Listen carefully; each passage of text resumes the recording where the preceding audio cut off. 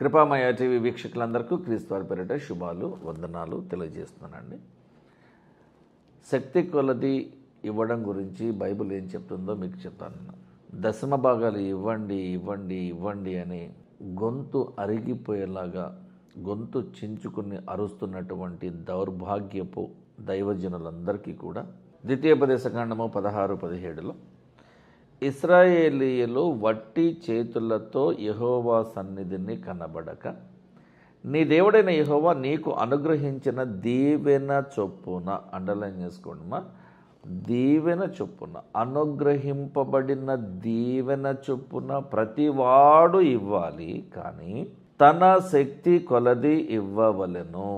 ఏమండి, both giving and receiving can be a gift of God, but giving is better than receiving. Giving is a better blessing. ఇచ్చుట ధన్యత, తీసుకొనుట కంటే పుచ్చుకొనుట కంటే ఇచ్చుట ధన్యత. అదను ఒక పేదవానికి ఇచ్చిన, ఒక అనాథకి ఇచ్చిన, సహాయములో ఉన్నటువంటి వ్యక్తి, సహాయము కొరకు ఎదురు చూస్తున్నటువంటి వ్యక్తులకు ఇచ్చిన, నిస్సహాయత స్థితిలో ఉన్నటువంటి వారికి ఏదైనా సహాయము చేసిన, దైవజనులకు ఇచ్చిన, దేవుని సంఘ ఏర్పాటు కొరకు నువ్వు డబ్బులు ఇచ్చిన, విరాళం ఇచ్చిన, ఈ ఇచ్చుట ధన్యత.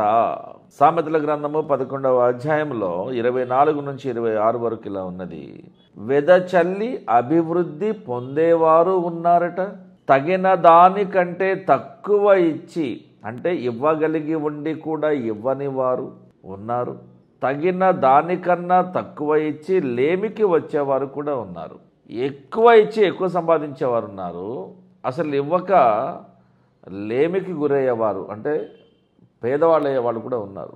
ఔదార్యము గలవారు పుష్టి నొందుదురు, కనికరము గలవారు మేలు పొందుతారట.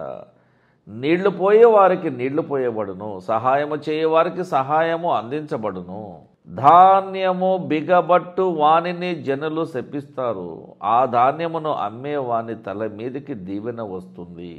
ఈ విషయాన్ని కొరింథీ సంఘానికి పౌలు గారు 2వ పత్రికలో 9వ అధ్యాయము 6వ వచనంలో మరలా ఒకసారి ప్రస్తావనలోకి తీసుకొస్తారు. కొంచెముగా విత్తువాడు కొంచెముగా పంట కోస్తాడు అంటున్నాడు. సామెతలు 11వ అధ్యాయము 24లో ఉన్నటువంటి మాటకు ఇక్కడ ఉన్న మాటకు చాలా దగ్గర సంబంధం ఉంది, మీరు గమనించాలి.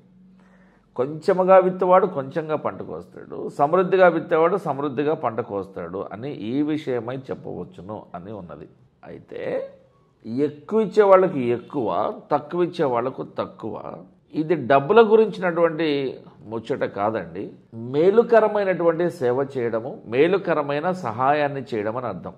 ఇదే కొరింథీ సంఘానికి రాసిన 2వ పత్రిక 8-12లో మరొక మాట, మొదట ఒకడు సిద్ధమైన మనసు కలిగి ఉంటే శక్తికి మించి కాదు, కానీ కలిమి కొలదియే ఇచ్చినది ప్రీతికరమగును. Whatever you give is acceptable if you give it eagerly by your whole heartedness. మనస్ఫూర్తిగా హృదయంలో ఉండేటువంటి సంతోషాన్ని బట్టి, ఆనందాన్ని బట్టి నువ్వు ఎంత ఇవ్వగలవో, ఎంత ఇవ్వాలని మనసులో నిశ్చయించుకున్నావో అంతే ఇవ్వు, ఇబ్బంది ఏం లేదు. దేవా, మరి నేను ప్రతి నెల జీతం రాగానే నేను 2000 రూపాయలు ఇస్తూ ఉంటాను, ఈ సంవత్సరము మరి నాకు ఇంక్రిమెంట్లు లేవు, జీతం సరిపోవట్లేదు, మరి రాబోయే సంవత్సరం నుంచి నేను 1500 ఇవ్వచ్చు, 1000 రూపాయలు కూడా ఇవ్వచ్చు, 500 కూడా అప్పుడప్పుడు ఇవ్వచ్చు, కాబట్టి ప్రతి నెల 2000 నేను ఇస్తానని చెప్పని, సంవత్సరానికి 24,000 అని చెప్పని దగ్గర నుండి నువ్వు ఎక్స్పెక్ట్ చేయొద్దు దేవా అని ఒక ఆయన వాపోతూ ఉంటాడు. నీకు ఎంత ఇవ్వాలని అనిపిస్తుందో అంతే ఇచ్చి, శక్తి కొలది ఇవ్వాలి. దేవుడు ఉత్సాహంతో ఇచ్చేవారిని ప్రేమిస్తాడంటున్నాడు కదా.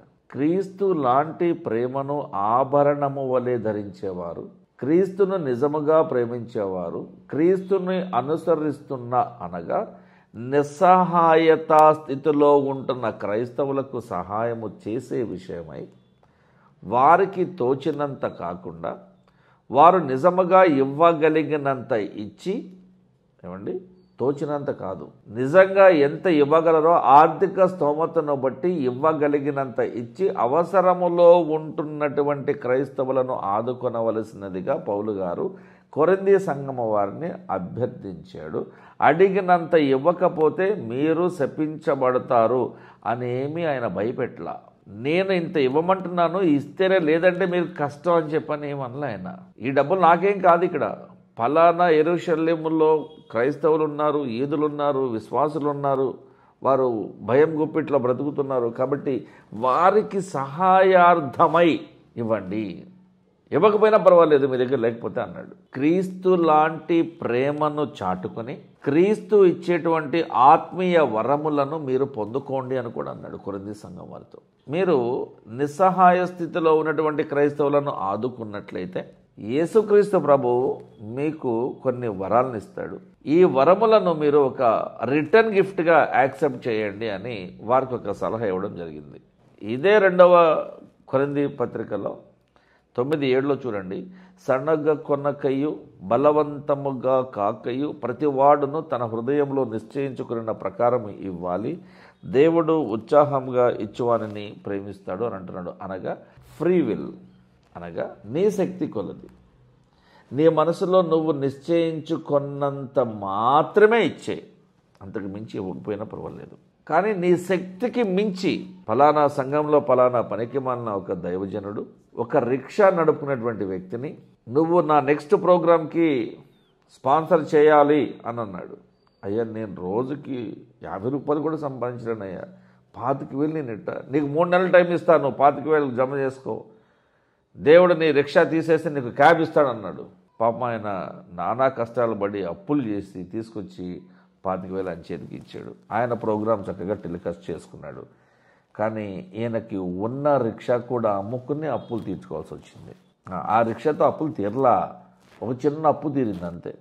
అప్పులు పాలైపోయినటువంటి భక్తుడు, ఈ భక్తుని యొక్క జీవితాన్ని నాశనం చేసినటువంటి, స్వార్థానికి వాడుకుని నాశనం చేసినటువంటి ఆ ఫలానా దైవజనుడు, దొంగ దైవజనుడు. ఒక ఊర్లో ఒక పాస్టర్ ఉన్నాడట.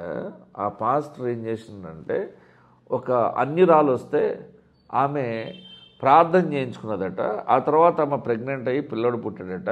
ఇప్పుడు ఆ పిల్లవాడిని తీసుకొచ్చింది చర్చికి. అయ్యా, నాకు అబ్బాయి పుట్టాడయ్యా అని. చూసావా, నేను ప్రార్థన చేస్తూ పుట్టాను అన్నాడట. మరి మా సంఘాన్ని కదా నిచ్చిపో, మరి నీకు మేలు జరిగింది కదా అని. ఆ పిల్లవాడిని వాడు పట్టుకుని ఇవ్వట్లేదంట. పిల్లవాడిని వేలం పాట వేశాడట. 50,000 రూపాయలకు ఒక వ్యక్తి పాడుకున్నాడట. కాబట్టి దేవుని పేరిట వేలం పాట పాడిన తర్వాత ఆ 50,000 వస్తేనే ఆ పిల్లోడిని వాడికి ఇస్తామని చెప్పని అన్నారు. కాబట్టి ఈమె ఏం చేసిందంటే, మరి వాళ్ళ మత సంస్థకు సంబంధించిన వాళ్ళ దగ్గరికి వెళ్ళినప్పుడు ఈ పాస్టర్ని గట్టిగా ప్రశ్నించి అతన్ని దూషించి మేబీ అతన్ని కొట్టి ఆ పిల్లవాడిని తీసుకొచ్చి ఆమె చేతికి అప్పగించి పంపించేశారు. ఏరా వ్యాపారం చేస్తున్నావు అని చెప్పని గట్టిగా అడిగారు. చూడండి ఎంత దౌర్భాగ్యమైనటువంటి సంఘ కాపులు ఉన్నారు ఈ రోజున. అమ్మ, దేవుడు నిన్ను నీ కుటుంబాన్ని ఆశీర్వదించిన గాక, మీరు మారు మనస్సు పొందుదురుగాక, బాప్తిస్మం తీసుకొని దేవునిలో మీరు ఎదగండి అని చెప్పవలసినటువంటి సంఘ కాపరి ఆ పిల్లవాడిని బలవంతంగా చేతిలో తీసుకుని ఆ పిల్లవాడిని సంఘంలో వేలంపాట వేయడం ఎంతవరకు కరెక్ట్ అంటారండి? ఇందుకు కదా మతోన్మాదులు క్రైస్తవులను తిడుతున్నది. ఆ పనికిమాలిన ఏదోలో కొంతమంది తప్పు చేయటము, మిగతా మంచి మంచి సేవ చేస్తున్న దైవజనులందరికీ కూడా ఆ రాళ్ల దెబ్బలు తగలడము, ఇది కరెక్ట్ కాదు కదా. మీ శక్తి కొలది మీరు ప్రసంగం చేయండి. మీ శక్తి కొలది దేవుని సంఘ అభివృద్ధి కొరకు విరాళం ఇవ్వండి. మీ శక్తి కొలది, శక్తికి మించి కదా, అంతకు మించి అయితే కానే కాదు. దేవుడు అడగట్లా. ఈ సంఘ కాపులు అడుక్కుంటున్నారు సిగ్గు లేకుండా, ఇదిగో మా ఫోన్పే, ఇదిగో మా జీపే అని. ఇది తప్పు కదా. సిగ్గు విడిచి కొంచెము కూడా వెనక ముందు ఆలోచించక, అయ్యో బోధకులమైన మనము మరి కఠినమైన తీర్పు పొందుతాము కదా అని ఆ తీర్పుకి భయపడట్లా. అంటే ఆ తీర్పు లేదనుకుంటున్నారు వీళ్ళు. బహుశా ఇబ్బంది పడతారండి. మానేయనమ్మా. చిన్న ప్రార్థన. ప్రేమగల దేవ, కనికరమగల తండ్రి, నీ వాక్యమును నీకు నచ్చే విధంగా, నీవు మెచ్చే విధంగా ప్రకటించాలనే ప్రయత్నపడుతూ ఉండగా మా ప్రయత్నం అంతట్లో మాకు తోడుగా ఉండడం నాయన. ఈ కార్యక్రమాన్ని వీక్షిస్తున్న ప్రతి ఒక్కరి అవసరాలు మీకు తెలుసు అనే ప్రభువా, సమయోచితమైన సహాయాన్ని అందజేయండి. మాలో ఉన్నటువంటి రాతి గుండెని తీసివేసి మాంసపు గుండెని మాకు ఇవ్వండి ప్రభువా. వీలైనంత మందికి మేము సహాయార్థముగా ఉండే విషయం మాకు సహాయం చేయమని యేసుక్రీస్తు వారి పరిశుద్ధ నామములో ప్రార్థన అడిగి వేడుకుంటున్నాం తండ్రి. ఆమేన్. Thank you.